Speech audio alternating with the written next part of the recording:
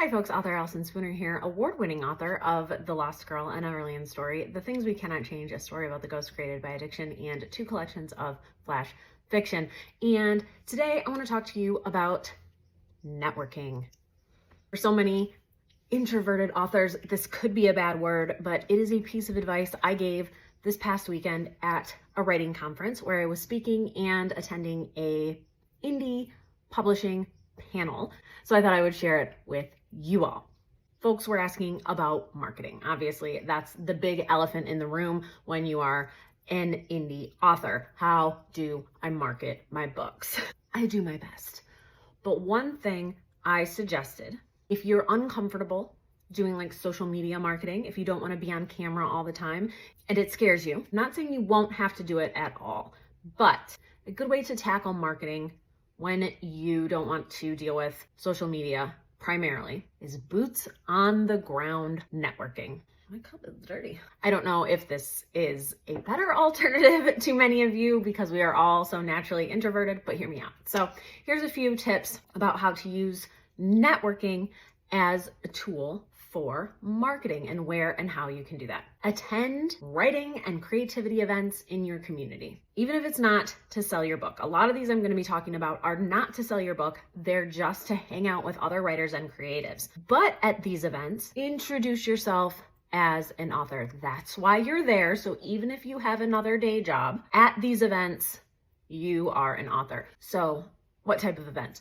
Open mics, and you can attend. It depends on what you write. Some flash fiction, luckily I have 2 collections of flash fiction, shorter stories, so that allows me to get up on stage and read some short stories. So whether you're going to read or going to listen, go to open mics. Other author events, if local bookstores are hosting author signings, go to those. Your library probably hosts lots of free author events. Ask questions during the author portion. I got up and asked a question to a pretty big author, and I said my name and I said what I wrote, geared the question so that I had to say, hey, I'm an author, I just finished this book, and then I asked my question. And he remembered me, and I had tagged him in a post on Instagram, and he said, hey, congrats on the book. I don't know if that'll result in anything, but this other bigger author now has me in his DMs, and we've interacted. Getting off track. My local community has an event called Fiction 440, specifically geared to writing and reading stories to each other. So I started going to that. And today, even though I can't go all the time now, I went a ton back in the day. And today there's still people that remember me from that event and will buy my books because I say, hey, I wrote a lot of these stories for that event, and they remember me from there. Writing conferences, writing workshops, go to them.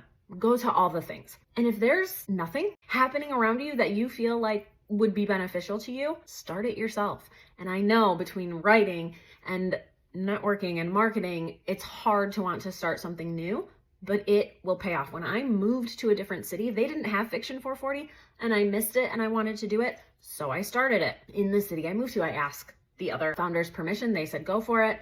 I started it, and now there are still people that remember, hey, you're the one that started Fiction 440 in Grand Rapids. As me. I've been busy. I started an in-person writing session, just writing. I gathered people. I said, hey, I'm going to be at this place at this time. Come write. Met some new people through that. And it can be beneficial to you, right? I started a group where all we did was sit and write. So I used that time to sit and write. To sell your book, try non-book events.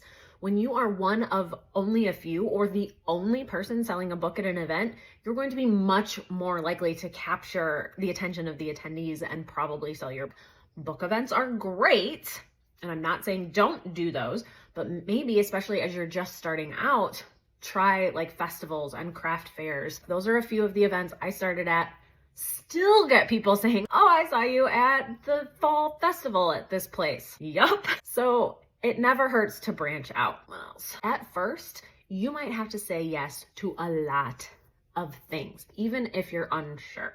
So go to networking events, go to events you're unsure about, go to open mics. And when you're going to these events, try to have one thing about your outfit, your hair, your accessories, something that stands out. And yes, this sounds a little vain, a little shallow, but people will remember it. I wore like a suit jacket to the conference yesterday, like actually a full-on suit. I wore a little tie, a vest, a suit jacket, and people were commenting on it. Had somebody say, hey, comment the next day and say, hey, I loved your jacket. At Comic-Cons especially, people tend to dress very casually, which whatever, you do you. Even the vendors, a lot of times just t-shirt and jeans, and yes, you want to be comfortable. I typically try to dress up a little. Sometimes I wear a skirt. I have a skirt that has like newspaper print-ish on it.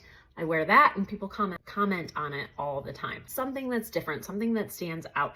And then later on, when people are thinking about who they saw there, they have something about you that stands out. Even if it's not your books right away, if it's your outfit or whatever, they're still remembering you. If your go-to is usually comfort jeans and a t-shirt at events, at like vendor events, maybe try stepping out of your comfort zone a little bit there. So anyway, all that to say, in-person networking can be a wonderful way to market yourself beyond social media and beyond your online presence. I am not saying you don't have to have an online presence. When you're meeting these people in person, they need somewhere they can come find you. So whether that is simply a website, if that's how you want to do it, cool. But you can also send them back to your social media or wherever. I do suggest supplementing in-person marketing with social media marketing.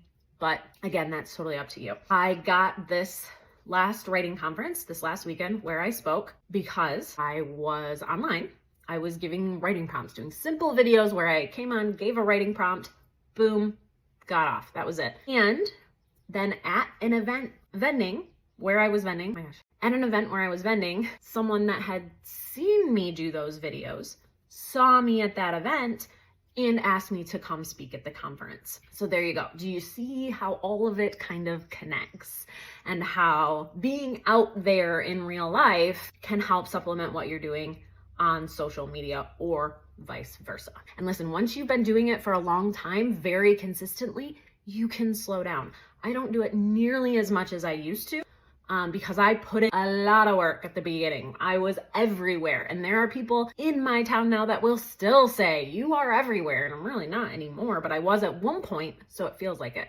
Or I was everywhere at one point in person, and now I'm on their screens a lot, so they feel like I'm everywhere. And so even when I'm not posting as much, people still remember me from the days I was actually everywhere. Thank you so much for listening. If you have any other questions about marketing, about indie publishing, about that world, please feel free to ask below. I need your questions so that I can have ideas for content. If you're not following me already, make sure to do that and hit all my buttons.